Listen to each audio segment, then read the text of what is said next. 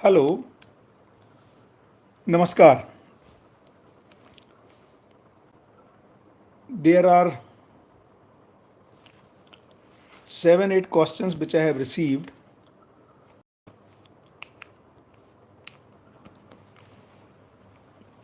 and I will be taking those one by one.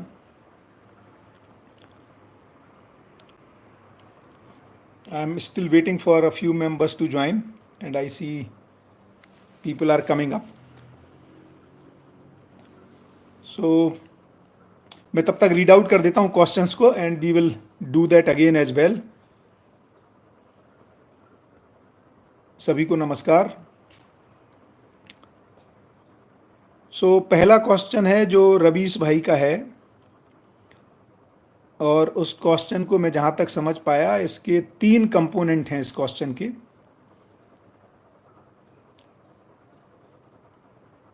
एक तो यह है कि अनुभव संपन्नता के बाद ही क्या मानव पद है ना। और अनुभव का मतलब तो है दृष्टापद, अर्थात जो सब कुछ को जान गया है। और उसी में वो सवाल कर रहे हैं कि यदि ऐसा है तो ये तो बहुत मुश्किल है, और लोग विश्वास ही नहीं करेंगे, क्योंकि हमने तो कोई तप, साधना, तपस्या की नहीं, और ये तो शिक्षा विधि से आया है, सिद्धि और तप तो हुआ नहीं। तो एक तो ये सवाल लेंगे। दूसरा सवाल आया है कि कारण साम्यता, लक्ष्य साम्यता और कार्यक्रम साम्यता को लेकर के दूसरा, इस पर बात करेंगे। तीसरा इम्पोर्टेंट सवाल एक आया है जो वीरता वर्सेस प्रतिहिंसा को लेकर के, और उसी में जुड़ता हुआ सवाल है कि प्रतिहिंसा क्या अहिंसा है, और यदि कोई दूसरा हिंसा करता है तो ऐसे में मैं क्या करूं। फिर एक सवाल है कि व्हाट आर नेचुरल लॉज, जिंदगी को जिया कैसे जाए, ऐसे कौन से नियम हम समझ जाएं जिससे जिंदगी को जीना आसान हो जाए, खुशहाली पूर्वक जी सकें।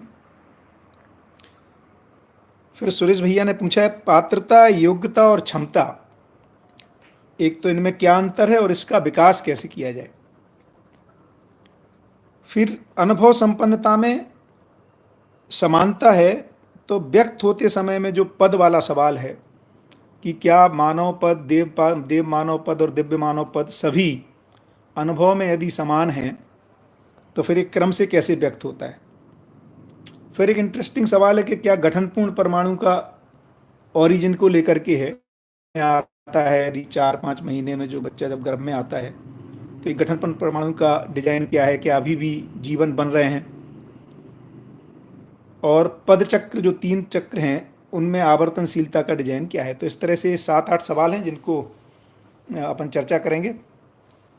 एक तो पहला बहुत ही इम्पोर्टेंट मैं ये कह दूं कि ये सारे के सारे क्वेश्चंस के जो आंसर हैं, है ना, जो मेरी समझ बनी है, जो कि अभी अधूरी है ना, इसको पूरा होना शेष है। तो बहुत सारे मेरे अपने दर्शन के अध्ययन के क्रम में और मेरा बहुत सारे सवालों पर जो अनुमान बनता है उसकी मैं बात कर रहा हूँ। दूसरा, ये मैंने प्रश्न का जो भी उत्तर दिया वो सही या गलत है, इसको जांचने वाले आप हैं जिसका ये प्रश्न है या दूसरे लोग हैं। ये बहुत इम्पोर्टेंट है, क्योंकि न्यूटन का नियम इसलिए सही नहीं है क्योंकि वो न्यूटन ने कहा, वो इसलिए सही है कि जो भी उसको आज जांचता है उस नियम को वैसा ही पाता है। इसलिए इन प्रश्नों के उत्तर, यदि सारे प्रश्नों के उत्तर का इतना ही मतलब है फाइनली कि प्रश्न का मतलब ही है कि जीने में हमें दिक्कत कर रहा है ना। समस्या का मतलब ही है सवाल, प्रश्न। अभी तक हम भौतिक समस्याओं को समस्याएं, क्योंकि हमारे मानव जाति यदि मैं देखूं तो अभी तक प्रधान रूप में भौतिक समस्याओं को ही समस्या मानता है ना। यदि आप किसी से पूछें कि भैया कैसा हालचाल है, तो जब तक उसको कोई भौतिक समस्या नहीं है तब तक वो बोलता है बढ़िया है। लेकिन जब उसको लगता है कि उसके घर में कोई इस तरह की बीमारी हो गई जिसके इलाज के लिए उसके पास पैसे नहीं हैं, या बच्चे को विदेश में भेजना है पढ़ने के लिए, बच्चे का सिलेक्शन हो गया और पैसे नहीं हैं, कहने का मतलब भौतिक समस्याओं को मैं समस्या मानता हूँ, लेकिन मेरे कुछ गहरे सवाल हैं जिनके उत्तर मुझे नहीं मिल रहे हैं।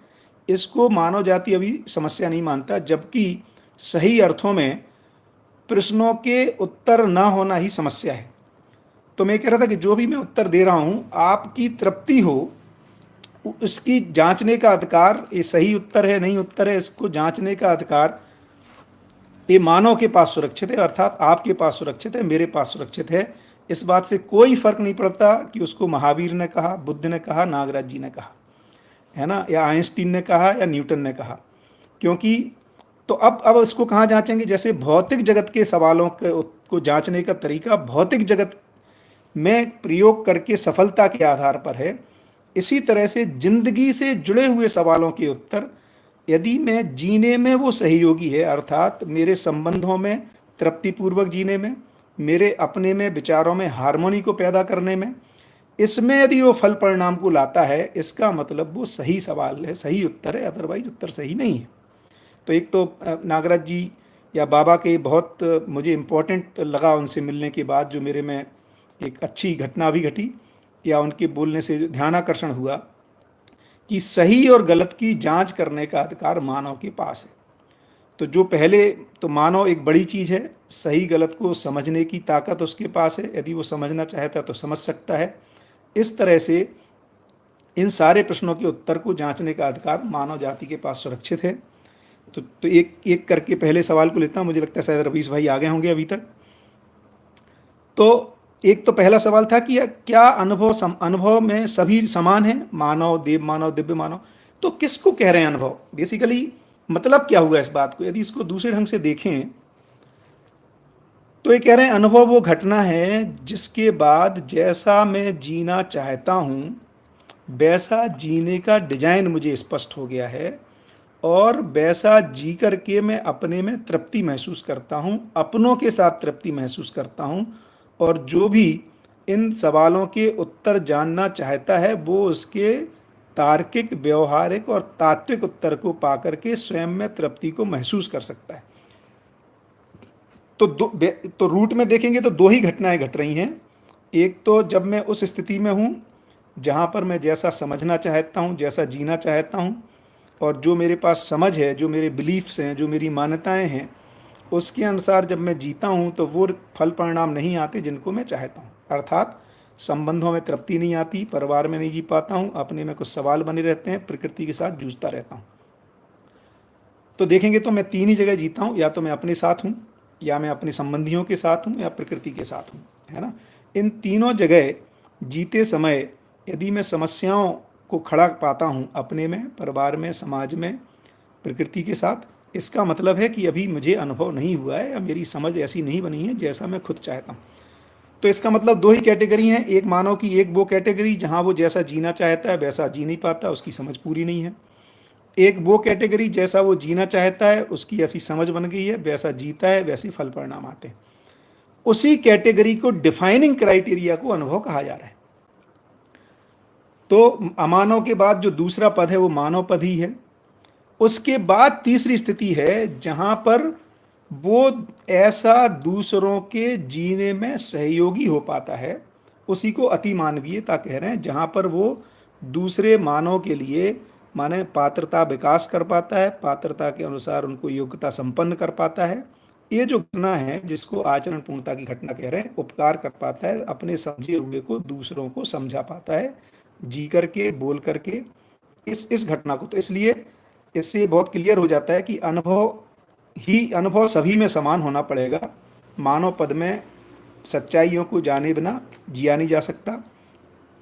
अब जो दूसरी बात आती है कि क्या अनुभव का मतलब तो बहुत बड़ा ऐसा हमें लग रहा है, आज की स्थिति में ऐसा दिखाई देता है, बिल्कुल ऐसा ही है कि पहला मोबाइल बनाना अपने आप में बड़ा कठिन काम है, एक पहली कार बनाना बहुत कठिन काम है, न्यूटन के नियम को पहचानना में बड़ा श्रम है, राइट ब्रदर्स को फ्लाइट पहली एरोप्लेन बनाने में बड़ा श्रम लगता है, पहला बल्ब बनने में बहुत श्रम लगता है। लेकिन जैसे जैसे पहले के बाद फिर कुछ और बनाने में ज़्यादा श्रम लगता है, उसके बाद ये आम बात हो जाती। तो आज जितनी ये खास बात लग रही है, ऐसा मुझे लगता है आने वाले समय में अनुभव संपन्नता एक बहुत ही साधारण, सामान्य, आम आदमी की बात होगी। तो और दूसरा मुद्दा जो बहुत सारे लोग कहते हैं भैया सब कुछ को कैसे जाना जा सकता है, क्योंकि ये माने वेस्टर्न वर्ल्ड में भी या भौतिक जगत में भी बहुत इम्पोर्टेंट है, और आदर्शवादी जगत में भी ये बहुत माना जाता है कि मानव तो एक तुच्छ प्राणी है ना, वो सब कुछ को कैसे समझ सकता है। और आप तो कह ही रहा है कि I am a life long student और लाइफ लॉन्ग लर्नर। इन सब विचारों पे, इन सब मान्यताओं पर हमें पुनर्विचार करना होगा। तो मानव लाइफ लॉन्ग लर्नर नहीं है, क्योंकि यदि लाइफ लॉन्ग लर्निंग ही करता रहेगा तो जिएगा कब, है ना। तो दूसरा मुद्दा है कि जीने के लिए हमें बहुत ज़्यादा चीज़ों की समझने की ज़रूरत नहीं पड़ती है ना। बाबा के हिसाब से देखें तो तीन ही चीज़ें समझनी है। मानव क्या है, माने जीवन ज्ञान होना है। अस्तित्व क्या है, तो सहअस्तित्व का ज्ञान होना है। और इनके फलन में मेरे जीने का स्वरूप क्या है, तो मानवीयतापूर्ण आचरण का ज्ञान होना है। तो ये तीन ही चीज़ें समझना है जीने के लिए। और अर्थोपार्जन के लिए हमें कुछ स्किल्स को समझने की ज़रूरत है। तो ये बात बिल्कुल ठीक है कि जब भौतिक जगत ये कहता है या विज्ञान ये कहता है कि सब कुछ नहीं जाना जा सकता, तो वो जो स्किल के फील्ड में ये शायद एक आदमी के लिए संभव नहीं है कि वो एरोप्लेन उड़ाना भी सीख ले, है ना, वो कोई फैक्ट्री चलाना भी सीख ले, वो कार की मैन्युफैक्चरिंग भी सीख ले, मोबाइल को रिपेयर करना भी सीख ले। कहने का मतलब हजारों विधाएं हैं।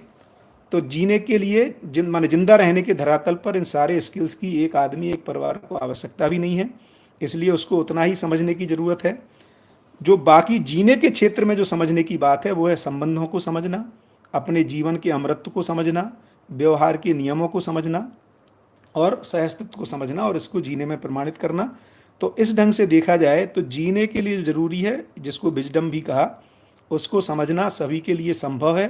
कोर्स बहुत लिमिटेड है, समय ज़्यादा है, लेकिन अभी वातावरण परिस्थिति अनुकूल नहीं है। जो अपने सुबह चर्चा की, एक बार परिस्थितियाँ अनुकूल होने से ये बहुत ही सामान्य सी घटना होगी कि एक बच्चा 18-20 साल 25 साल की उम्र में आते आते अनुभव संपन्न होगा और उसको अपने 4-5 साल में अपने जीने में स्वायत्तता, जिसको 6 सद्गुणों की जो बात कर रहे हैं, है ना, स्वयं के प्रति विश्वास, श्रेष्ठता का सम्मान, व्यक्तित्व प्रतिभा में संतुलन और व्यवसाय में स्वावलंबी और व्यवहार में सामाजिक। तो ये घटना सभी के लिए बहुत ही आसान होगी, ऐसा मुझे लगता है।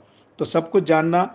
और दूसरे ढंग से देखें तो समुद्र के कुछ पानी को टेस्ट करके हम पूरे पानी के बारे में जान जाते हैं। लोहे की कुछ जगह लोहे को पहचान करके हम विश्व में कहीं भी लोहा होगा, यहाँ तक कि चांद पर भी यदि वो लोहा मिलता है तो उसी आचरण के साथ मिलता है। इस ढंग से हम जिस तरह से एक पके हुए चावल को देख करके इस बर्तन में सारे चावलों की क्या कंडीशन है इसको पहचान लेते हैं, तो चीज़ें छोटी छोटी उनके एक एक के रूप गुण स्वभाव धर्म, क्योंकि जो पद हैं या जो पदार्थ है, जगत है और जो व्यापक है, तो बहुत लिमिटेड वस्तुएं हैं, है ना। इनको सामान्य रूप में इनके रूप गुण स्वभाव धर्म को पहचाना जा सकता है, जाना जा सकता है। इसलिए ऐसा जो हमारे में एक लगा हुआ है कि सब कुछ को नहीं जान सकते, ये बिल्कुल ठीक नहीं है। सब कुछ को जाना जा सकता है। हाँ, इसके क्रम है। पहली घटना में सब कुछ की सूचना आती है, दूसरी घटना में सब कुछ का तर्क आता है, जहाँ पे तर्क के आधार पे फिर इन्हीं चीज़ों की सच्चाइयों का साक्षात्कार होने की घटना है। फिर अगले क्रम में इन चीज़ों के ऊपर अवधारणा बनने की बात है समग्रता में, और अगले कदम में इसके ऊपर अनुभव होने की बात है। उसके बाद इनको अपने जीने में प्रमाणित करने की बात है।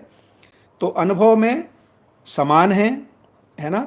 और चाहे वो शिक्षा विधि से आए चाहे सिद्धि विधि से आए, उसका समझ में आने के बाद समझ में समानता है, सही में एक है, गलती में अनेक हैं। जैसे न्यूटन ने ग्रेविटेशन का लॉ एक तरह से एक साधना विधि से पाया, एक प्रयासपूर्वक, लंबे प्रयासपूर्वक पाया। आज जो बच्चा यदि न्यूटन का नियम को समझता है और हम सैटेलाइट भेज ही रहे हैं उस नियम को यूज करके, तो फिर ऐसा नहीं कहा जा सकता कि न्यूटन ने समझा था इसलिए उस पर हम विश्वास करेंगे, और आज कोई बच्चा उस नियम को यदि समझता है तो उस पर विश्वास नहीं करेंगे, क्योंकि फल परिणाम तो समान आते हैं। तो शिक्षा विधि से आए या सिद्धि विधि से, उसके फल परिणाम जीने में वही तृप्ति के स्वरूप में है। इसको आगे अपने इसमें पढ़ने में भी आएगा। इस तरह से मुझे लगता है ये उत्तर होता है इसका, बट फिर भी इसका पूरा अधिकार रवीश भाई के पास सुरक्षित, और जो सुन रहे हैं उनके पास सुरक्षित है। फिर भी अगर कोई बात हो तो मैं अपने तर्कों को रख ही सकता हूँ। दूसरा जो सवाल आया था कि कारण साम्यता, लक्ष्य साम्यता और कार्यक्रम साम्यता, वैसे इस पर अभी चर्चा होनी है। तो कार्यक्रम साम्यता और कार्यक्रम समानता, इन दोनों में अंतर करें। कार्यक्रम साम्यता का मतलब है कि हम जिस लक्ष्य के लिए कार्यक्रम कर रहे हैं उसमें हम साम्य हैं। ये मतलब नहीं है कि हर एक को वही काम करना है। जैसे घर में भी हम देखेंगे आजकल तो, या हमेशा से, कोई बर्तन साफ कर रहा है ना, कोई खाना बना रहा है, तो कोई झाड़ू पोंछा लगा रहा है। तो ओवरऑल पर्पज क्या है कि जो घर में सोने की, रहने की, खाना बनाने की जो व्यवस्थाएं हैं वो सुचारू रूप से चलती रहें, इसमें हम सब यदि भागीदार होते हैं तो इसको कहेंगे हम इस कार्यक्रम में साम्यता को पा गए हैं, है ना। इसका मतलब ये नहीं कि हर आदमी को एक ही काम करना है। तीसरा जो बिंदु है वीरता, बहुत ही अच्छा है ना, शायद ऋषभ भाई ने पूछा है। और प्रतिहिंसा और वीरता बड़ी चीज है ना। तो सही अर्थों में वीरता का मतलब है कि दूसरों को न्याय दिलाने में अपने तन मन धन का नियोजन, इसको कह रहे हैं वीरता। तो वीरता का मतलब है कि दूसरों को न्याय दिलाने का क्या मतलब है कि दूसरा भी अपने संबंधों में जी पाए।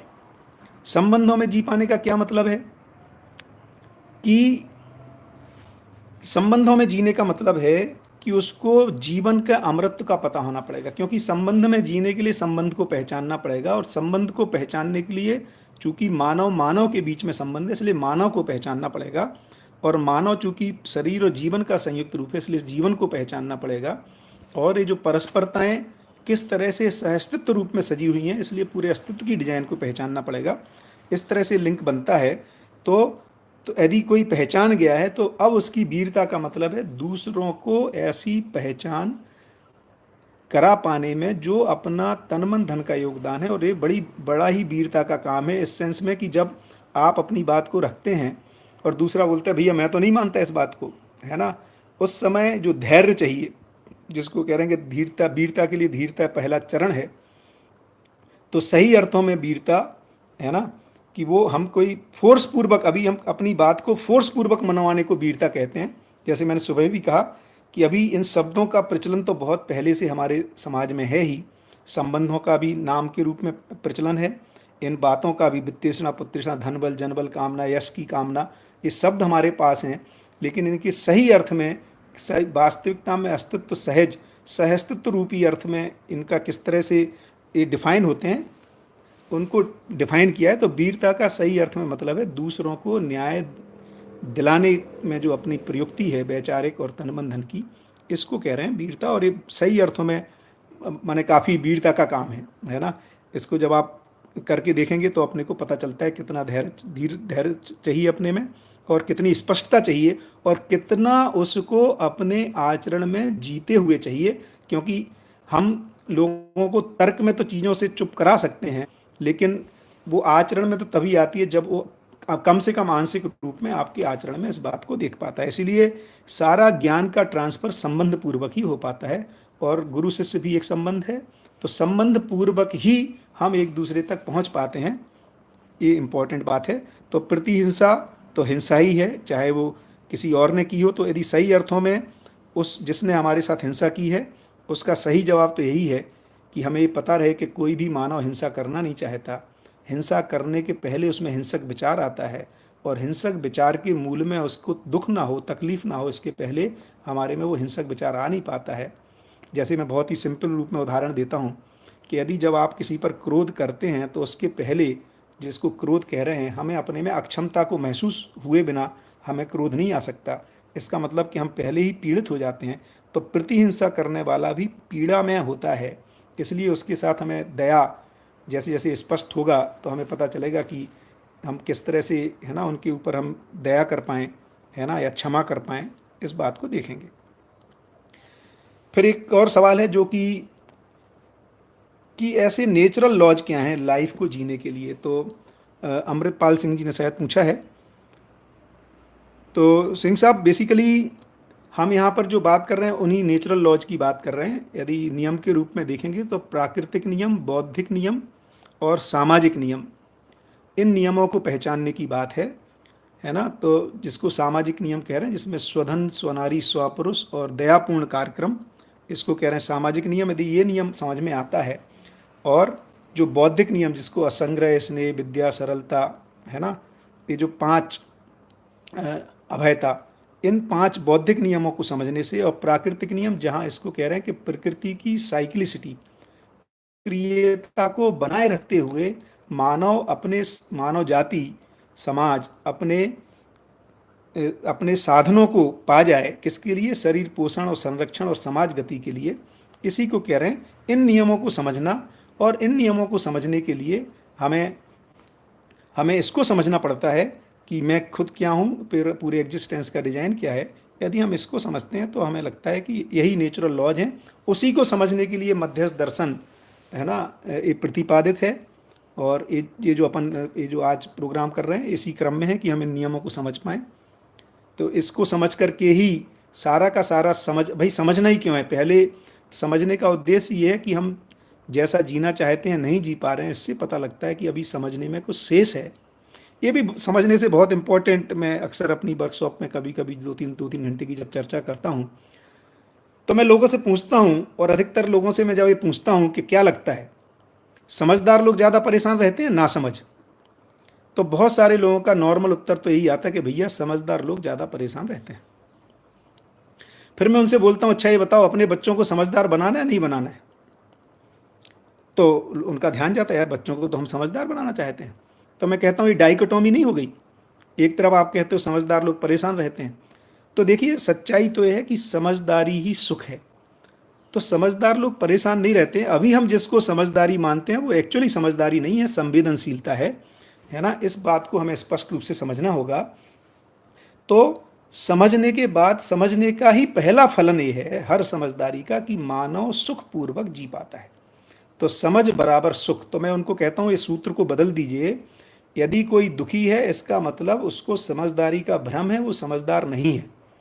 तो दुख बराबर नासमझी और सुख बराबर समझदारी।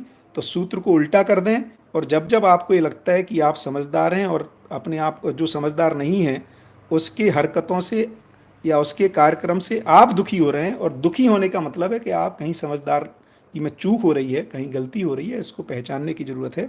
तो समझदारी से गलतियां नहीं, समझदार आदमी दुखी रहता ही नहीं है, उसका पहला प्रमाण है। और समझदार होने का प्रमाण है कि हम दूसरों को समझदार बनाने में सहयोगी हो पाते हैं, है ना। ये दूसरा स्टेप है। तो पहला स्टेप तो यही है कि हम दूसरों की अयोग्यता से प्रभावित नहीं होते हैं, यही मेरी योग्यता है, समझदारी है। तो सारे के सारे नेचुरल लॉज को समझने की बात, या मानव में जीने के नियमों को समझने की बात यही है, क्योंकि ऐसा समझने से हम समझदार होकर के सुख को महसूस करते हैं। अर्थात अपने अंतर द्वंद्व जो हैं, अपने में जो ये बहुत सारे द्वंद्व बने रहते हैं कि ये मोक्ष क्या है, ये मुझे कितना पैसा चाहिए, कैसे संबंधों का निर्वाह करना होता है, अच्छे पिता का मतलब क्या है, अच्छे भाई का मतलब क्या है ना, ये अच्छे नागरिक का मतलब क्या है, अपनी आवश्यकताओं को पूर्ति करने के लिए नेचर के साथ कैसे हमें अपने को डिजाइन को बनाना है। इन सारी चीज़ों के उत्तर को पहचानने से हमारे में जो इनर कन्फ्लिक्ट है उससे मुक्त होते हैं। एक बार जब इनर कन्फ्लिक्ट से मुक्त होते हैं, जिसको मैं कहता हूँ तर्क तृप्ति, है ना, इस तर्क तृप्ति के बाद फिर हम कैसे धीरे धीरे, है ना, तर्क तृप्ति से जीने में तृप्ति के लिए डिजाइन को बनाते हैं, जिसमें साक्षात्कार और बोध और अनुभव की बात आती है। बढ़िया। तो नेचुरल लॉज की ही बात कर रहे हैं सिंह साहब, है ना। इसमें अपन मिलजुल के साथ साथ चलेंगे। अगला जो सवाल था, पात्रता, योग्यता और क्षमता। तो पात्रता का मतलब है हमारे में जिज्ञासा उदय हो गई है।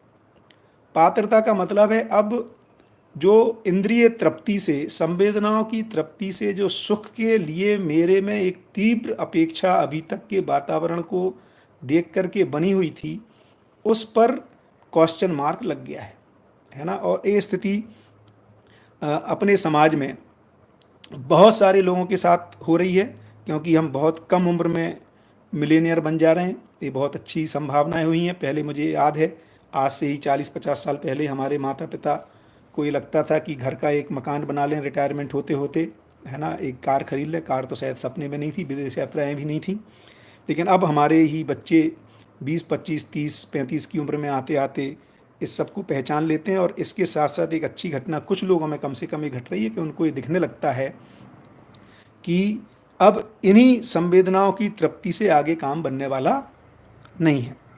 तो पात्रता का मतलब है कि इस तरह का अपने में मैं जिस सुख को चाहता हूँ उसको जिस विधि से अभी पाने का प्रयास कर रहा हूँ, इसके ऊपर क्वेश्चन मार्क लग जाना, इसको कह रहे हैं पात्रता विकास हो गया। और अब मैं सही को समझना चाहता हूँ, निरंतर सुख को जीने का लिए मेरे में एक जिज्ञासा पैदा होगी। योग्यता है कि उस जिज्ञासा के अनुरूप उत्तर प्राप्त हो गए, तृप्ति हो गई, है ना। अब मैं योग्य हो गया। क्षमता का मतलब है जो तृप्ति हुई है, जो मेरी योग्यता का विकास हुआ है, पात्रता के अनुसार जो उत्तर मिले हैं उनको जीने में, इसलिए क्षमता को वहन क्रिया भी कहा है, उसको मैं जी पाता हूँ, ये मेरी क्षमता को बताता है। इसको मैं जी करके देख लिया हूँ। यही जैसा मुझे ये लगा था कि जिससे तृप्ति हो कि उसको जीने में इसको फिर से जांच पाता हूँ, और फिर इस तरह से दूसरों के जीने में भी मैं सहयोगी हो पाता हूँ। तो इस तरह से एक लेवल में पात्रता, योग्यता, क्षमता को समझ सकते हैं।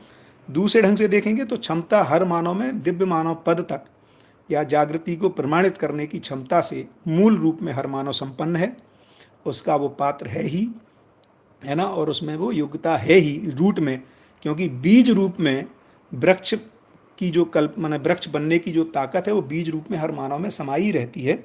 इसलिए ऐसा भी कहा है, जिसको जहाँ पे हमने सुबह का एंड किया था, कि मानव में सूक्ष्म इच्छा के रूप में कहीं ना कहीं अच्छेपन को करने का, अच्छा होने का, या जो मानव की परिभाषा ही है मनाकार को साकार करने वाला और मनः स्वस्थता का आशावादी, तो इस सूक्ष्म इच्छा की मेरा मन स्वस्थ हो, मैं दूसरों के पूरक होकर जी पाऊँ, मैं हारमोनी में जी पाऊँ, है ना, ये वाली जो इच्छा है सभी में बनी हुई है। तो इस रूट में बीज हम सब में मानव होने के नाम, है ना, चाहे वो भ्रमित स्थिति में ही क्यों ना हो, उसमें भी और पशु में यही बेसिक अंतर है जो राकेश भाई ने बहुत अच्छे से बताया था, है ना। तो इस तरह से हम देखते हैं कि ये पात्रता, योग्यता, क्षमता, पात्रता ग्रहण क्रिया के रूप में भी है, योग्यता एक्सप्रेशन के रूप में भी है, और क्षमता जीने के बहन क्रिया के रूप में है। इसकी अपनी बात हुई है कि अनुभव संपन्नता ज्ञान में हम सब समान हैं। व्यक्त होते समय फिर पद की बात है कि जब मैं व्यक्त होने जाता हूँ तो सबसे पहले अनुभव संपन्न होने के बाद मैं व्यक्ति के रूप में सुख को महसूस करता हूँ, फिर उसको परिवार में और उसको उसको अपने समाधान समृद्धि के मॉडल को डिजाइन करता हूँ, और फिर इसको मानव पद को, देव मानव पद को और दिव्य मानव पद को मैं प्रमाणित करता हूँ।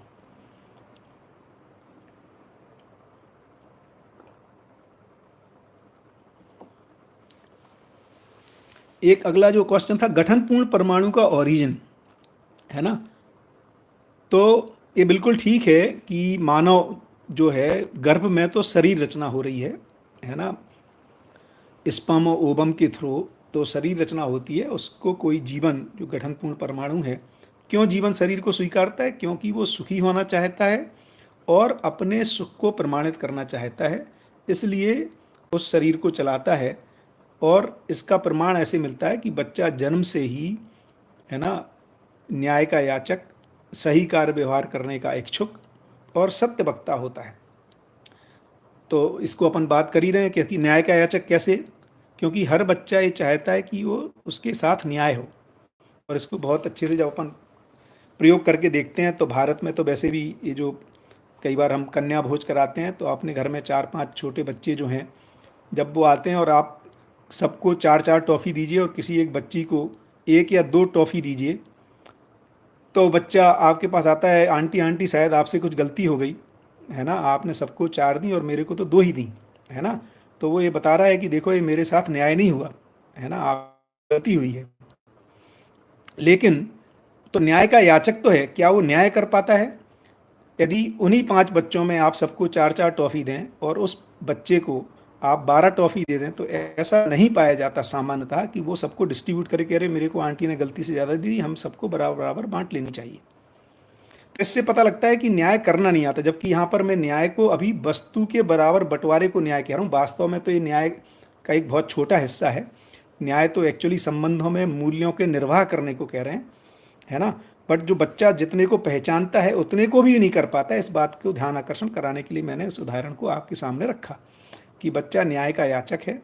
इसी तरह से वो सही और गलती को पहचानना चाहता है। वो पूछता ही है कई बार अपनों से, अपने जिनको वो बड़ा मानता है, कि क्या ये सही है, गलत है, क्या मुझे ऐसा करना चाहिए कि वैसा करना चाहिए। जहाँ भी उसको द्वंद्व आता है उस पर वो क्लैरिफिकेशन चाहता है। बहुत सारा ये हम लोग देखते ही हैं, माता पिता जैसे ही बच्चे बोलना शुरू करते हैं बहुत सारे सवाल वो पूछते हैं, है ना। और जब हमारे पास उत्तर नहीं होते हैं तो कई, जब वो सवाल नहीं पूछते तब तो हम बोलते हैं कि भाई तुम सवाल नहीं पूछ रहे हो बेटे, क्या बात है, पूछा करो जो तुम्हारे मन में आए।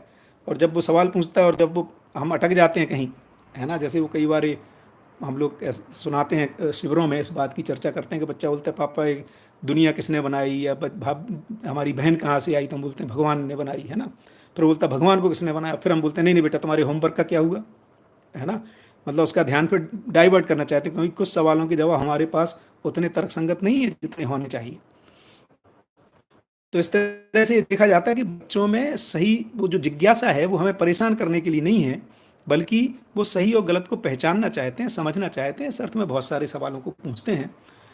तीसरा जो सत्य बक्ता है ना, कि अभी उसको सत्य का आता पता नहीं है ना, सही गलत का पता नहीं है, न्याय का पता नहीं है, लेकिन सत्य बक्ता को हम बच्चों में इस तरह से पहचानते ही हैं कि जब कभी, है ना, पहले तो वो जो है ना अपने घर में फ़ोन हुआ करते थे MTNL BSNL वाले, बाहर से फ़ोन आएगा, बच्चा उठाएगा, कोई पूछता है अंकल पापा घर पे हैं, वो पापा की तरफ देखता है, पापा पीछे से बोल रहे होते बेटा मना कर दो पापा घर पे नहीं है, तो फ़ोन पर ही बोल देता पापा कह रहे हैं पापा घर पे नहीं है ना।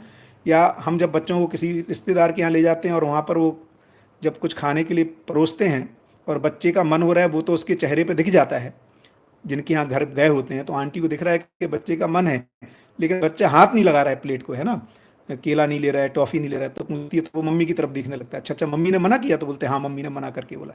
तो कहने का मतलब कि वो सत्य बकता है, लेकिन सत्य तो आंखों से बड़ी चीज़ है, अभी तो वो आंखों देखे को ही हमने सत्य माना हुआ है, जबकि इस पूरा सत्य तो आंखों में समाता नहीं है, जिसकी हमने चर्चा की, जो व्यापक रूपी सच्चाइयाँ हैं, जो नियम हैं, है ना, चाहे वो गुरुत्वाकर्षण के नियम हो या बहुत सारे जो नियम हैं, संबंधों में मूल्य हैं, ये आंखों में नहीं आते, संवेदनाओं में पकड़ में नहीं आते, लेकिन ये वास्तविकताएं हैं, ये सच्चाई है ना। तो सत्य बकता है, एक्चुअली सारी शिक्षा का काम ही तीन ही है कि बच्चा जो न्याय का याचक है, सही कार्य व्यवहार करने का इच्छुक है, सत्य बकता है, उसको न्याय अन्याय क्या है इसकी पहचान करा दे, सही गलत क्या है इसमें स्पष्टता पैदा कर दे, और सत्य क्या होता है इसका ज्ञान करा दे। ये तीन ही काम अपने को करने हैं। जिन तीन चीज़ों को, जो मैंने यहाँ से बात शुरू की थी कि हम सब जन्म लेते ही क्यों हैं गर्भ में, है ना, जीवन, क्योंकि जीवन तो इन चीज़ों को जानने के लिए ही जन्म लिया है उसने, सच्चाइयों को पहचानने के लिए, न्याय धर्म सत्य की पहचान के लिए और उसके अनुसार जीने के लिए। तो इन तीनों के लिए ही शिक्षा का मेन काम है। और चूंकि शरीर के माध्यम से प्रमाणित होना है, तो बाकी तो फिर खाने पीने का जो डिजाइन है, उसके लिए जो स्किल्स चाहिए, इस प्रकृति के संसाधनों को बनाए रखते हुए, आवर्तनशीलता को पहचानते हुए हम अपनी आवश्यकताओं को पूर्ति कैसे कर लें, बाकी का डिजाइन उत्पादन का, विनिमय का उस डोमेन में है ना। तो ये बिल्कुल ठीक है। तो क्या गठनपूर्ण परमाणु अभी भी बनी रहे? भाई अस्तित्व तो नित्य वर्तमान है और वो आवश्यकता अनुसार वहाँ पर चीज़ें होती ही रहती हैं। तो ये बिल्कुल उस पर हमने कोई रोक लगा दी हो या हम कोई रोक लगाने वाली स्थिति में हो, ऐसा है नहीं। तो बिल्कुल आवश्यकता अनुसार, है ना, ये सब डिजाइन चलता ही रहता है। तीसरा जो एक और सवाल था 9th वाला, जो पदचक्र आवर्तनशीलता की जो बात है, देखिए पदचक्र किसको कह रहे हैं? तो जब हम सृष्टि दर्शन कर रहे हैं, सृष्टि दर्शन का मतलब है कि जब मैं अस्तित्व में हम और आप खुली आंख से आसपास देखते हैं, तो जो स्थूल रूप में हमें दिखाई दे रहा है वो ये दिखाई देता है कि यार ये मिट्टी पत्थर पेड़ पौधे, है ना, पशु पक्षी और मानव, ये चार ही अवस्थाएं हमें प्रधान रूप में दिखाई दे रही हैं। और ये भी दिखाई देता है कि उसी मिट्टी में आम का बीज लगाने से, नीम का बीज लगाने से, टमाटर का बीज लगाने से, गेहूं का बीज लगाने से वो प्राण अवस्था में परिवर्तित हो जाता है। और फिर हम ये भी देखते हैं कि वही प्राण अवस्था फिर मिट्टी में मिल जाती है। या उसी प्राण अवस्था की कोई एक चीज़ को मैं खाता हूँ, जैसे मैंने एप्पल खा लिया, बनाना खा लिया, आज दाल रोटी खा ली, तो तो थोड़ा सा पीछे जाएंगे कि दाल आई कहाँ से थी, तो पता लगा किसी खेत से आई थी। उसके पीछे जाएंगे तो पता लगा वो मिट्टी पत्थर और जो जलवायु है उसके संयोग से और उस बीज के संयोग से, है ना, जिसको अपने RG भाई ने रखा था, अभी मैं देख रहा था किसी ने पूछा पूर्णता और संपूर्णता की बात। तो ये जो संपूर्णता में माने पूरे पूरे वातावरण के योग संयोग में जो फल पैदा हुआ, गेहूं पैदा हुआ, सब्जी पैदा हुई, तो ये बेसिकली मिट्टी पत्थर पानी इस सबको मैं कन्वर्ट हुआ फल में, उसी फल को मैंने खाया, वही फल में से कुछ हिस्सा, उसी सब्जी रोटी में से कुछ हिस्सा मेरा खून बन जाता है, मेरी मांस मज्जा बन जाती है, हड्डी बन जाती है, कुछ फिर बाहर निकल जाता है मलमूत्र के रूप में, जो कि फिर खाद बन जाता है, फिर उसी खेत या किसी खेत में जाता है और फिर वो फिर से प्राण अवस्था का हिस्सा बन जाता है। तो ये जो चक्रीयता है, इस चक्र को कह रहे हैं प्राण पद चक्र, अर्थात पदार्थ और प्राण अवस्था, अर्थात ये जो पूरा जो प्राण अवस्था जगत है, पेड़ पौधों का जगत है, ये जो पूरे के पूरे इनमें एक आवर्तनशीलता बनी रहती है, और जिस धरती पर हम पेड़ पौधों को लगा देते हैं वो उस धरती को और उर्वरक बना देता है। इस तरह से इनमें एक पूरकता को भी देखा जाता है। तो ये पहला चक्र है जिसको कह रहे हैं प्राण पद चक्र। उसके बाद आती है कि ये जो पदार्थ अवस्था प्राण अवस्था में बदलता रहता है, प्राण अवस्था फिर इसमें बदलता रहता है, इसको दूसरे शब्दों में विकास क्रम भी कहा। और फिर इसमें कुछ परमाणु हैं जो गठन पूर्ण हो जाते हैं, जिसको कहा विकास, है ना, क्योंकि इसके बाद अब इस चक्र में हिस्सा नहीं लेता। यहां से अब दूसरा चक्र शुरू होता है ना, जिसको कह रहे हैं कि भ्रांति पद चक्र, जिसमें जीव जंतु हैं, माने ऐसे शरीर जिनमें समृद्ध मेधस है और गठनपूर्ण परमाणु अर्थात जीवन जीने की आशा से इन शरीरों को चला रहा है। और उसी में कुछ भ्रमित मानव वाला डिजाइन है, जहाँ पे कुछ जीवन इस समृद्ध पूर्ण मेधस, है ना, रूपी शरीर जो कि प्राण अवस्था की इकाई है, जैसे हम और आप, वो ये जीवन जो है सुखपूर्वक जीने की आशा, जीना भी चाहता है लेकिन कैसा, सुखपूर्वक, इसलिए संवेदनाओं में सुख को ढूंढता है। जबकि पशु जगत विषयों की तृप्ति के लिए संवेदनाओं को यूज करते हैं, हम सुखी होने के लिए अपनी संवेदनाओं को लगाते हैं। इस तरह से ये दूसरा चक्र है जिसमें पशु पक्षी और भ्रमित मानव ये घूमते रहते हैं आपस में, इसमें चक्रीयता है। अच्छी बात यह है कि बहुत कम संभावना ये है कि मानव फिर से पशु शरीर को लेगा, अधिकतर संभावना है कि मानव शरीर को ही लेता है, लेकिन इसकी संभावना से मना नहीं किया जा सकता। इसलिए एक ये चक्र है, इसमें से कोई कोई चक्र से बाहर निकल जाता है, अर्थात जो भ्रमित मानव सुख की अपेक्षा के साथ था, वो सच्चाइयों को समझ जाता है किसी घटनाक्रम में, या तो अनुसंधान के द्वारा या परस्परता में शिक्षा अध्ययन के द्वारा, ये दो ही विधि हैं। और इस तरह से वो अनुभव संपन्न हो जाता है, अर्थात उसको सच्चाई पकड़ में आ जाती है और वो सुखी हो जाता है। तो जो भ्रमित वाले चक्र से बाहर हो जाता है, इसी को कह रहे हैं क्रियापूर्णता, है ना, या इसी का जो दूसरी पहली घटना थी गठनपूर्णता, और दूसरे चक्र से जो बाहर आता है इसको फिर कह रहे हैं क्रियापूर्णता, है ना। तो ये जो क्रियापूर्णता हो जाती है, इसके बाद जो तीसरा चक्र है जिसमें अब मानव और देव मानव के बीच में, कभी वो परिवार के प्रधान रूप में परिवार के साथ काम करता है, कभी वो समाज में काम करता है, फिर आप उम्र के अनुसार, परिस्थितियों के अनुसार, बहुत सारे उसके अनुसार वो इस चक्र में रहता है। और एक स्थिति बनती है जब इस चक्र से बाहर हो जाता है, जिसको कह रहे हैं आचरण पूर्णता या दिव्य मानव पद, है ना, या पद मुक्ति। तो इस तरह से ये तीन चक्र की बात है ना। मैं इसको डायग्राम को भी आपको दिखा देता हूँ, मैं जस्ट ड्रॉ कर रहा हूँ। तो इस तरह से ये जो तीनों चक्र हैं, तो ये पदार्थ है और प्राण अवस्था में ये चक्र है एक, फिर ये पशु पक्षी जगत और भ्रमित मानव एक ये चक्र है जिसको भ्रांत पद चक्र कह रहे हैं, और मानव और देव मानव का एक चक्र है और जिसको कि देव पद चक्र कह रहे हैं। तो यदि आई थिंक बहुत विजिबल तो नहीं है, ये जो तीन मैंने सर्कल बनाए हैं, है ना, इसको अब हम लोग इसमें और रख देंगे, किताब को आप देख पाएंगे बाद में। बढ़िया। तो एक तो ये हुआ। तो प्रतिहिंसा और अहिंसा, यदि कोई हिंसा करता है तो क्या करें। तो कई बार सोम भाई कहते हैं कि नासमझी टैक्स है, और हम सब, एक इससे और बहुत अच्छी बात याद आई कि देखिए हम सब एक कनेक्टेड वर्ल्ड का हिस्सा हैं, और बहुत सारे धर्मों में, ख़ास तौर से जैन धर्म जिसको मैं बिलोंग करता हूँ, उसका छोटा मोटा जो भी मैंने अध्ययन किया, या ट्रेडिशनल वे में जब हम अपने परिवारों में देखते हैं, तो हमें मुझे तो ये काफ़ी बताया गया कि देखो भैया, हर कर्म का फल होता है, और कर्म फल सिद्धांत काफ़ी इंडिविजुअलिस्टिक है, माने व्यक्तिगत है। अर्थात यदि मैं अभी दुखी हो रहा हूँ, तो आज यदि मैं ट्रेस नहीं कर पाता हूँ इस बात को कि अभी दुखी या सुखी क्यों हूँ, तो इसका पक्का मानिए कि पिछले जन्मों में या हमने कभी अच्छे काम किए होंगे, उसके फल के रूप में ही हमें सुख दुख मिल रहा है। लेकिन यहाँ जब हम जीवन विद्या या मध्यस्थ दर्शन की बात कर रहे हैं, तो इसमें बाबा कुछ और दूसरा कह रहे हैं। बाबा कह रहे हैं कि मानव जाति एक दूसरे के फलों को भी भोगता है, तो सम्मिलित कर्मफल सिद्धांत है। तो कहीं कोई गलती करता है, जैसे वुहान में कुछ लोगों ने गलती की, उनके फलों को हम भोग रहे हैं, है ना, क्योंकि मानव जाति एक है। जो चार सिद्धांत जब राकेश भाई पढ़ रहे थे, कि ये चीज़ों को हमें समझना पड़ेगा कि धरती एक है ना, या राष्ट्र एक, राज्य अनेक, मानव जाति एक, कर्म अनेक है ना, मानव धर्म एक है ना, मान्यताएं अनेक। तो ये जो जो चारों सिद्धांत हैं, इनको हमें पहचानना पड़ेगा। तो ये पता लगता है कि हम कर्म में भी जुड़े हुए हैं। ऐसा ही नहीं है कि दूसरे गलतियां कर रहे हैं उनके ही कर्म हमारे को मिल रहे हैं, फल मिल रहे हैं। लोगों ने जो अच्छाई की उसके भी फल हमको मिल रहे हैं। जैसे किसी ने मोबाइल को डिजाइन कर लिया, हम सब उस फल को, सुखद फल को यूज कर रहे हैं, है ना।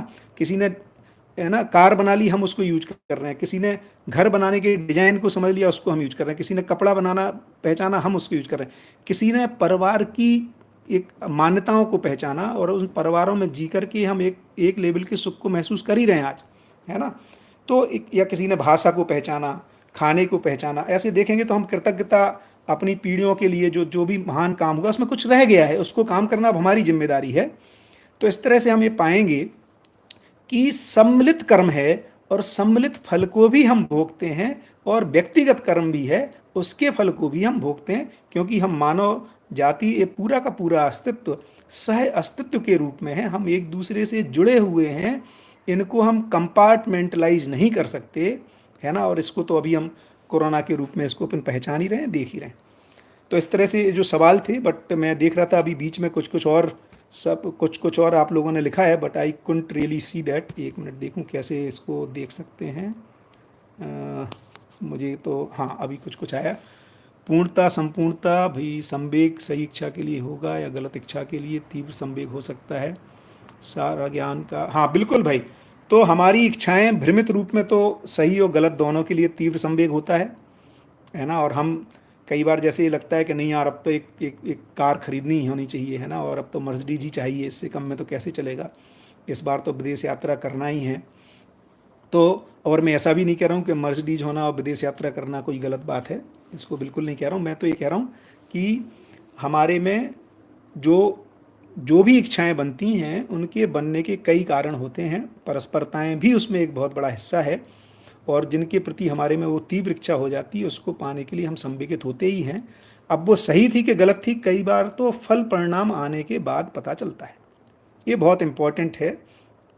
देखिए, इसी को जागृति भी कह रहे हैं, कि जागृत व्यक्ति वो है जिसको क्या करेंगे उसका सोच विचार में ही, चूंकि उसको नियम पता रहता है, इसलिए करने से पहले ही पता रहता है कि ऐसा करने से रिजल्ट क्या आएगा। इसको कह रहे हैं जागृति। और अजागृति का एक लेवल वो है कि जब हम उसको कर देते हैं और फिर फल परिणाम आता है, तब मुझे लगता है अरे ऐसा हो गया। जैसे कई बार हम अपने बच्चे का जब एग्ज़ाम चल रहा है, ये बहुत कॉमन देखने को मिलता है, और बच्चा टीवी पर लगा हुआ है या मोबाइल पे बात कर रहा है अपने दोस्त से, और माता या पिता बहुत दिनों तक, बहुत देर तक इंतजार करते रहते हैं कि यार, है ना, ये क्या चक्कर है।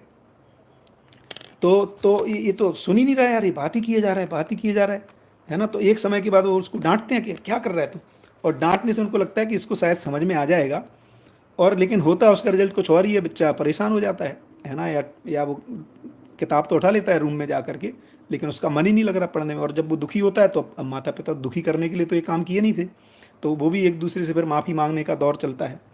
तो इससे पता लगता है कि हमें फल परिणाम आने के बाद पता लगता है कई बार कि ये जो मैंने इच्छा की थी, या जो क्रिया की है इच्छा की पूर्ति के लिए, क्योंकि इच्छा तो ये थी कि इससे सही रिजल्ट आ जाए, इसका अध्ययन हो पाए, पढ़े, अपने इसके रिजल्ट अच्छे आए, भविष्य बने, लेकिन रिजल्ट कुछ और ही आ जाता है। तो कई बार हमें बाद में पता चलता है। तो इसी को अपन जागृति भी कह रहे हैं, या जो अमृतपाल जी ने पूछा था कि वो नियम पहले ही पता लग जाएं, जिससे सुखपूर्वक, समृद्धिपूर्वक, समाज अभयतापूर्वक कैसे जी सकता है। तो जो पूर्णता और संपूर्णता की बात फिर से जो लिखी है, तो पूर्णता मानव में है, जीवन में गठन पूर्णता है, फिर मानव में क्रिया पूर्णता है और आचरण पूर्णता है। और संपूर्णता का मतलब है कि हम सब सहअस्तित्व के रूप में जुड़े हुए हैं। जो प्रकृति में जितने निर्णय होते हैं, ये संपूर्णता के आधार पर होते हैं। मानव जाति में निर्णय, मानव जाति जो कर्म करता है, व्यक्ति भी, उसके फल और परिणाम संपूर्णता में आते हैं। तो व्यक्ति में ट्रेस करें तो पूर्णता के रूप में क्रिया पूर्णता और आचरण पूर्णता है, और जो रिजल्ट फल परिणाम आते हैं वो संपूर्णताओं के साथ आते हैं। बढ़िया। तो मुझे लगता है ये तो काफ़ी अच्छा रहा। यदि मैं कोई और क्वेश्चन मिस कर रहा हूँ तो एक बार मैं देखने की कोशिश करता हूँ कैसे इसको देखते हैं। सही इच्छा, कार्यक्रम, साम्यता, ठीक है। हाँ, तो मुझे लगता है मोटे मोटे हो गए। तो अपने पास 15 मिनट हैं, और चूंकि मैं चाहता हूँ इसको आगे बढ़ाएं चैप्टर को, और बीच में आप पॉपअप करेंगे तो उसको ले ही लेंगे क्वेश्चंस को। तो इसको मैं आगे पढ़ता हूँ जहाँ पर मैंने छोड़ा था, है ना। इसको आगे ले लेते हैं क्योंकि समय हम सबके पास काफ़ी कीमती है, आप लोग इतना समय निकाल रहे हैं, ये भी बहुत अच्छी बात है। तो हमने जो बात की थी, तो जो जिसको पाने के लिए तीव्र इच्छा से संवेगित होता है वह उसे पाए बिना तृप्त नहीं होता है। या तो उसका आकलन हो जाए, समीक्षा हो जाए, है ना। तो कई बार उसको पाने के बाद उसको पता लगता है ओहो इससे तो तृप्ति तो हुई नहीं, है ना। तो फिर वो इसीलिए उसी क्रम में ये भी कहा जा रहा है कि हर जीवन एक्चुअली अनुसंधान करता है, क्योंकि मन, जिसको हम लोग बहुत सारा समाज में कहते रहे कि मन चंचल है, एक्चुअली मन की चंचलता का मतलब इतना ही है कि मन तो सुख को ढूंढ रहा है और सुख की निरंतरता नहीं, इसलिए वो अलग अलग विषयों में उसको ट्राई करता है, जिसको हम चंचलता का नाम दे रहे हैं। तो हम इसलिए अलग अलग इच्छाएं करते रहते हैं क्योंकि अभी तृप्ति नहीं हुई है, और इच्छाओं की तृप्ति के लिए ही ज्ञान होना जरूरी है, क्योंकि सभी इच्छाओं की तृप्ति की संभावना नहीं है, बल्कि सही इच्छाओं की तृप्ति की संभावना है। और संबंध में भी यही है कि संबंध में सभी अपेक्षाओं को पूर्ति करने की बात नहीं कर रहे हैं। मैं फिर से बोलता हूँ, संबंध में सभी अपेक्षाओं की पूर्ति की बात नहीं हो रही है, सही अपेक्षाओं की पूर्ति की बात की जा रही है। इसीलिए मानव को सही और गलत को पहचानने की आवश्यकता है, जिससे वो सही और गलत सही अपेक्षाओं को पहचान पाए और उन अपेक्षाओं को पूरा करने की योग्यता से संपन्न होकर के उसको वहन कर पाए, उस क्षमता से संपन्न हो पाए। दूसरी बात ये थी कि पात्रता विकास होता कैसे है। तो पात्रता विकास या योग्यता विकास हमारे परस्पर साथ साथ जो श्रेष्ठ व्यक्तियों के सानिध्य से और अध्ययन से ही ये संभावना बनती है मानव में, क्योंकि जैसा पहले चैप्टर में आया था कि मानव के लिए प्रधान रूप में मानवीय वातावरण ही प्रधान उसमें सहवास या प्रेरणा का कारण बनता है।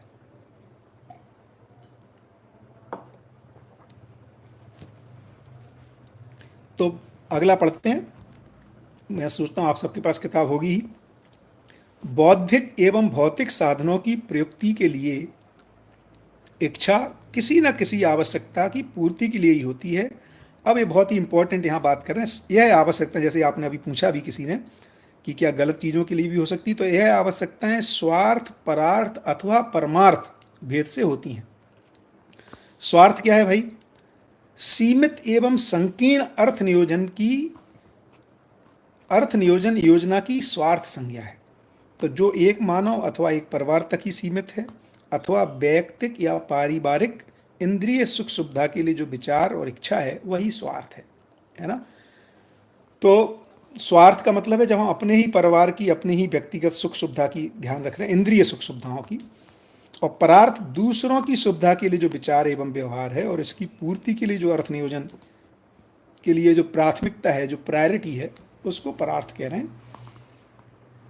और परमार्थ जिस विचार एवं व्यवहार में समाधान सहित, समाधान इंपॉर्टेंट है, इसको अंडरलाइन करना चाहिए, जिस विचार एवं व्यवहार में समाधान सहित सर्व शुभ की उपलब्धि हो और समस्या का निराकरण हो और स्नेह का ही संबंध हो, इसे सर्वसुलभ कराने के लिए जो अर्थ नियोजन है उसको कह रहे हैं परम अर्थ या परमार्थ, है ना। तो इस अर्थ में देखेंगे तो स्वार्थ, परार्थ और परमार्थ भेद से ही हम अपनी आवश्यकताओं को पहचानते हैं। उपरोक्त नियम ही फिर केवल अभी यहाँ पे व्यक्ति और परिवार की सीमा में बताया, लेकिन यही नियम विभिन्न प्रकार की गठित सामाजिक इकाइयों के लिए भी लागू होता है, जिससे विभिन्नता समाप्त होकर मानवीयता स्थापित होती है। अर्थ मात्र तीन ही हैं, मन अर्थात जीवन, तन और धन, है ना। बौद्धिक प्रयोग एवं प्रयास से बौद्धिक समाधान और भौतिक प्रयोग एवं प्रयास एवं उत्पादन से भौतिक समृद्धि की उपलब्धि होती है। ये भी बहुत इंपॉर्टेंट है कि भौतिक उपलब्धि के लिए अलग ढंग का प्रयास है, प्रयोग है, उत्पादन का कार्यक्रम है, और बौद्धिक तृप्ति के लिए, है ना, अलग ढंग का प्रयोग है, प्रयास है। अर्थात यहाँ पे जो प्रयोग और प्रयास है वो अध्ययन है ना, समझने के लिए तर्क है, विचार नियोजन है। तो इस तरह से बौद्धिक प्रयोग प्रयास से ही बौद्धिक समाधान है। तो यदि हम बहुत सारा प्रयास करके हमारे पास बहुत बड़ी गाड़ी आ जाए, घर आ जाए, पैसा इकट्ठा हो जाए, तो भौतिक उपलब्धियों से बौद्धिक समाधान नहीं हो सकता। ऐसे ही यदि मुझे बौद्धिक समाधान हो जाए तो उससे गाड़ी और घर नहीं आ सकता। ये एक अलग बात है कि उस बौद्धिक समाधान में कैसे हमें अपने तन मन धन को वस्तुओं के उपार्जन के लिए उपयोग करना है, लेकिन वो तो उपार्जन के लिए प्रयोग और प्रयास और उत्पादन करना होगा, उसी से उपार्जित होगी। इस अर्थ में इसको कहा गया। तो बौद्धिक समाधान और भौतिक समृद्धि सामाजिकता के विकास के लिए सहायक है। दोनों की ही आवश्यकता है, दोनों के लिए प्रयास करने की जरूरत है। भौतिक समृद्धि के लिए प्राकृतिक वैभव का उपयोग एवं सदुपयोग अनिवार्य है। खनिज, वनस्पति और पशु पक्षी प्राकृतिक वैभव है। इस वैभव का हमें उपयोग और सदुपयोग करके ही भौतिक समृद्धि के लिए हम अपना उपार्जन कर सकते हैं। तो प्राकृतिक वैभव के उपयोग और सदुपयोग के लिए श्रम रूपी अर्थ का नियोजन आवश्यक है। अर्थ अर्थात तन मन एवं धन का नियोजन मानवीय तथा अति मानवीय भेद से प्रयुक्त करने से सामाजिकता का विकास है। इसके आगे का ये सूत्र बहुत ही अच्छा है कि अमानवीय समुदायों के गठन के मूल में भ्रमित मानवों व बलवान जीवों अर्थात क्रूरता का भय है। आवाज कट कर आ रही है, इसको मैं थोड़ा सा और पास आता हूं। तो अभी ठीक हुई शायद। तो अमानवीय समुदायों के गठन के मूल में भ्रमित मानवों व बलवान जीवों अर्थात क्रूरता का भय है। इसी प्रकार मानव समुदाय गठन के मूल में प्राकृतिक भय, पाशवीय भय तथा मानव में निहित अमानवीयता के भय के लिए नहीं है, बल्कि भय से मुक्त होना लक्ष्य है। दोनों में काफी सटल अंतर है। एक तो होता है कि कहीं जब राइट्स होते हैं तो हम सब ना इकट्ठा हो जाते हैं, किस लिए? उससे भय, उनसे लड़ने के लिए। तो जो मानवीयता में लड़ने के लिए इकट्ठे नहीं हुए, भय से पीड़ित होकर इकट्ठे नहीं हुए, बल्कि मानव में निहित जो अमानवीयता है ना, जो उसकी नासमझी है, जो उसमें दीनता, हीनता, क्रूरता का स्वभाव है, जो उसमें प्रियत लाभ की दृष्टि से सुखी होने का दबाव है, जो उसमें आहार, निद्रा, भय, प्रजनन से ही सुखी होने की जो उसकी मान्यताएं बनी हुई हैं, उस अमानवीयता से मुक्त होने के लिए क्या किया जाए, अर्थात क्या शिक्षा का प्रोग्राम हो, कैसे बच्चों को संस्कारित किया जाए, इस तरह की जो डिजाइन को सोच रहे हैं उसको कह रहे हैं मानवीय गठन। तो मानव मात्र द्वारा समस्त प्रयास एवं प्रयोग तृप्ति अथवा सुख के लिए ही है। अब सुख कहाँ कहाँ देखा जा रहा है? तो इंद्रिय संवेदनाओं में सुख, वैचारिक समाधान में सुख, मूल्य पूर्वक संबंधों में जीने में सुख और लक्ष्य मूलक जागृति सहज प्रमाण भेद से तृप्तियां अथवा सुख है। अब जो इंद्रिय तृप्ति है उसको कह रहे हैं शब्द, स्पर्श, रूप, रस एवं गंधेंद्रियों द्वारा आहार, निद्रा, भय और मैथुन से होने वाली सभी तीन तृप्तियां इंद्रिय तृप्ति है, जो कि सामयिक है। सामयिक का मतलब कुछ समय रहती है तृप्ति, है ना, और उस समय के बाद ये तृप्ति नहीं रहती है। इसी चक्कर में हम, चूंकि तृप्ति मानव लगातार चाहता है, निरंतर चाहता है, हम जब ये सवाल पूछते हैं कि भाई सुख कितना चाहिए, संडे टू संडे चाहिए, हफ्ते में 2 दिन होगा तो चलेगा, वीकेंड्स पर, या किसी दिन में 2 घंटे से चलेगा, तो यही उत्तर आता, नहीं भैया सुख तो मुझे लगातार चाहिए। तो यदि लगातार सुख चाहिए और यदि हम इसको शब्द, स्पर्श, रूप, रस, गंध इंद्रियों में ढूंढ रहे हैं, तब तो ये संभव ही नहीं है। ये निष्कर्ष आने की बात है। एक्चुअली भी मानव जाति में निष्कर्ष ही नहीं आ रहा है, इसलिए हम आहार भी निश्चित नहीं कर पा रहे हैं, क्योंकि आहार भी आदमी अपने सुखी होने के लिए कर रहा है। केवल वेजिटेरियन नॉन वेजिटेरियन की बात नहीं है, वेजिटेरियन में भी इतनी सारी वैरायटी जो हम यूज कर रहे हैं, कहीं ना कहीं हमें, क्योंकि इंद्रिय तृप्ति सामयिक होती है और हमें निरंतर चाहिए, इसलिए फिर हमें लगता नहीं यार ये आज ही खाया, अब कल और कुछ खाना पड़ेगा, कुछ और वैरायटी चाहिए। ये जितनी एग्जोटिक डिजाइन में हम जा रहे हैं, आहार को लेके, निद्रा को लेके, भय को लेके, प्रजनन को लेके, ये उसी का आउटफॉल है, क्योंकि इससे बड़ी तृप्ति का डिजाइन हमारे हाथ में नहीं आ रहा है ना, जिसके लिए आगे के लिए प्रस्ताव है कि जो वित्तेषणा, पुत्रेषणा, लोकेषणा से प्राप्त तृप्ति की बौद्धिक तृप्ति संज्ञा है, जो दीर्घकालीन होती है। जब ये समझ में आएगा, इसकी तृप्ति मानव पहचानेगा, मानव जाति, तभी जाकर के जो कम तृप्ति वालों के ऊपर जो दबाव है आहार, निद्रा, भय, प्रजनन में, इससे कम में मुक्त भी नहीं हो सकता। ये भी मुझे बहुत अच्छा लगता है एग्जाम्पल। नहीं तो हम कई बार ये कह रहे हैं कि देखो यार इस तृप्ति में कुछ नहीं रखा है, इसको छोड़ दो, तो छोड़ना संभव नहीं है, किसी बड़ी चीज को पकड़ने की बात हो रही है। और जब कुछ बड़ा पकड़ में आता है तो छोटा अपने आप छूट जाता है। जैसे मैं आप लोगों से ही पूछूं तो बहुत सारे लोगों ने हो सकता है जॉब बदले हों, बिजनेसेस बदले हों, तो जब हम बदलते हैं तो कोई अच्छा बिजनेस पकड़ लेते हैं, कोई बड़ी जॉब ले लेते हैं एक जगह से छोड़ करके।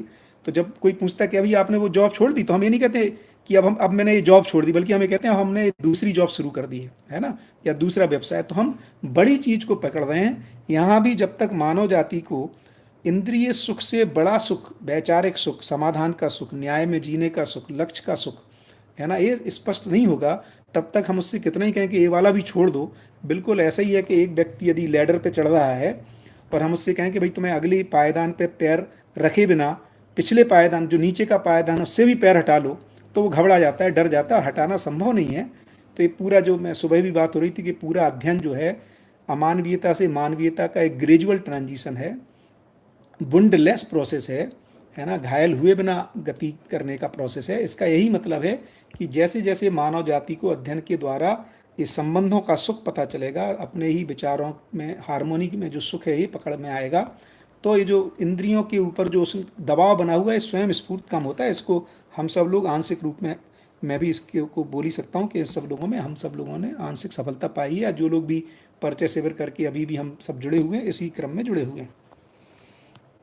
तो संबंध मूल्य मूल्यांकन उभय तृप्ति ही मूल्य मूलक विधि से जीने का प्रमाण है, जिसमें निरंतर सुख की संभावना दिखने लगती है, और ऐसा होने से ही जो प्रिय हित लाभ वाले जो दबाव हैं वो नियंत्रित भी होते हैं, और जो मानव लक्ष्य है समाधान समृद्धि अभय सहस्तित्व व जीवन मूल्य सुख शांति संतोष आनंद के अर्थ में जीना ही फिर लक्ष्य मूलक विधि से जीने का मतलब है। यही यही विश्राम अर्थात निरंतर सुख है। तो जो टाइट जो किया हुआ बाबा ने, कि जो आपने पहले भी सवाल जो आया था कि क्या अनुभव से कम में नहीं रुकेंगे, तो बाबा यही कह रहे हैं कि नहीं, क्योंकि निरंतर सुख से पहले मानव को तृप्ति नहीं है। तो पहला जो क्रिटिकल ट्रांजिशन है वो क्रिया पूर्णता का, वो अनुभव से कम में नहीं है, अर्थात श्रम से विश्राम से कम में नहीं है। यही विश्राम अर्थात जब तक मानव लक्ष्य और जीवन मूल्यों को नहीं पा जाता है तब तक विश्राम या निरंतर सुख नहीं है। प्रकटन सुख रूप में है, मूल में शांति संतोष आनंद रहता ही है, क्योंकि जब हम सुख कह रहे हैं तो उसमें सुख शांति संतोष आनंद ये कंबाइंड समाया हुआ है।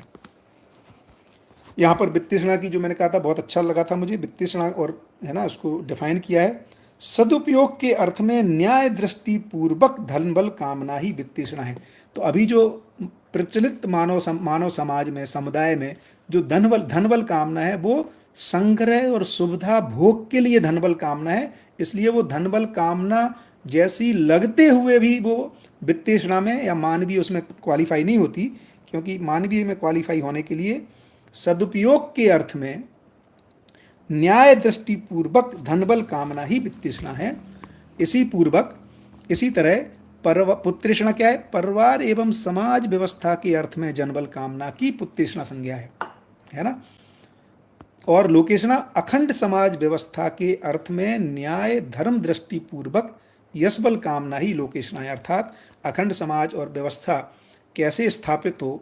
इसमें मुझे बढ़िया लगता है, एक बार साधन भाई से जब बात हो रही थी, बाई द वे ये भी बता दूं कि कल साधन भाई का सेशन है, और साधन भाई मेरा ये आपसे आग्रह है सभी से कि अधिक से अधिक संख्या में सुने। साधन भाई बहुत कम इस तरह के उन्होंने हमारे आग्रह को स्वीकारा है, और वो बहुत कम शब्दों में अपनी बात रखते हैं। तो जितने अधिक सवाल आप पहले यदि भेज पाएँ तो मैं वहाँ की जो टीम है मानव तीर्थ में, है ना, उनको बोल दूंगा, वो लोग सवालों को कंपाइल कर लेंगे और साधन भाई उसको अपने वक्तव्य में ही एड्रेस कर लेंगे। तो साधन भाई से किसी बात को हम जब पूछना चाहते हैं तो हमें बहुत सारा सवालों को पहले रखना पड़ता है, वहाँ पर जो है उपलब्धि है ना हमारी तरफ से ड्राइव करने से ही आती है।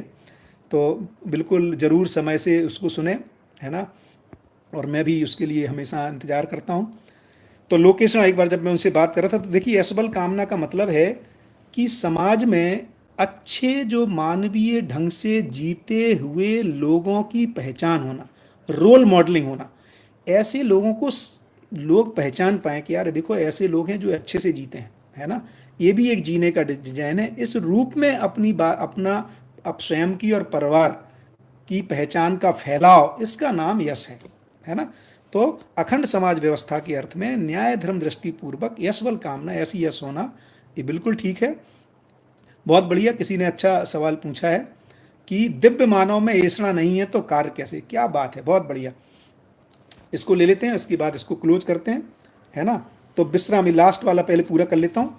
तो समाधान कैसे और क्यों की पूर्ति ही समाधान है, और विश्राम जिसमें श्रम नहीं, है ना, समाधान है जिसके द्वारा श्रम नहीं होता, वह अनुभूति ही विश्राम है। जैसा मैंने कहा कि श्रम का अभाव नहीं है किसी भी क्रिया में, क्योंकि श्रम गति परिणाम निरंतर बना रहता है, लेकिन जिसमें श्रम का क्षोभ नहीं होता, अर्थात जिस चीज़ के लिए, जिस उपलब्धि के लिए श्रम किया जाता है और उसी उपलब्धि को श्रम करने के बाद पाया जाता है। इस अर्थ में श्रम और श्रम से हुई उपलब्धि के बीच में जो गैप नहीं है, यही विश्राम का मतलब है।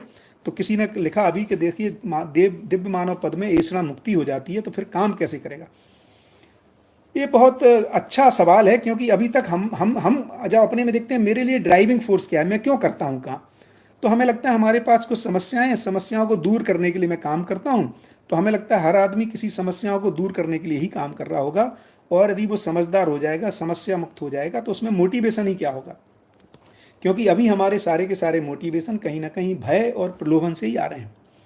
तो सही अर्थ में मोटिवेशन, तो जब मैं सुखी हूं, फिर जो दूसरों के लिए तो करुणा और पीड़ा, तो पीड़ा बस काम करना और करुणा बस काम करना है ना, ये दोनों में बहुत बारीक अंतर है, लेकिन बहुत महत्वपूर्ण अंतर है।